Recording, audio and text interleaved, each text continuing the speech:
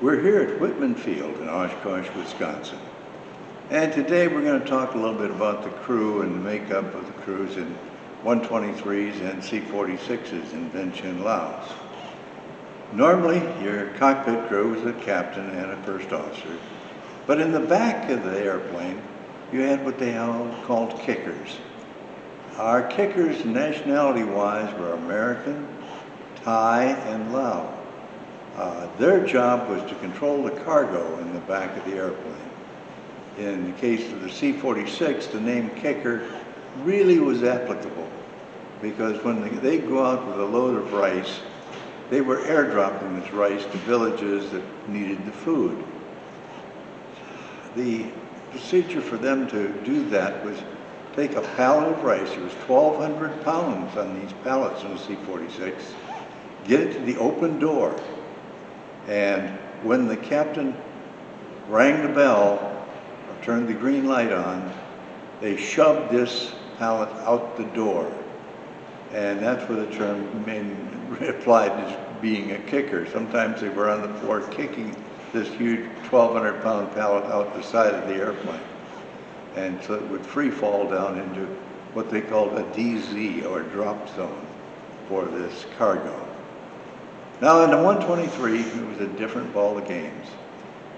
You had the same thing up front, captain and first officer. And in the back, you had loadmasters that would control the cargo. They tied it down when it was loaded, and they offloaded it whether it was in the air or on the ground. Most of the time, we were airdropping to sites again with food or munitions. Sometimes fuel for the helicopters or little airplanes that were up country. The kicker makeup in the 123s was Americans. We had Thais and Laotians. The American kickers were okay, but I preferred the Thai and Laotian kickers because they followed your orders to the letter and were much easier to work with, I thought. One of the most noteworthy kickers in that whole bunch was Sampop. He was a Thai, and he'd been in the Thai Special Forces. And you didn't have to tell him to do something twice. He just did it. And sometimes he did the right thing without any prompting whatsoever.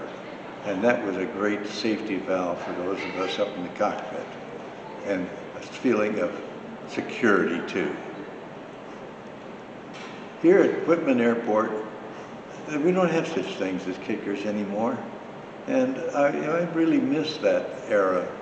Our airdropping procedures were 1,200 feet for free fall rice, and some of the bigger parachutes, and on down to 400 feet for the munition drops with the cargo on small pallets.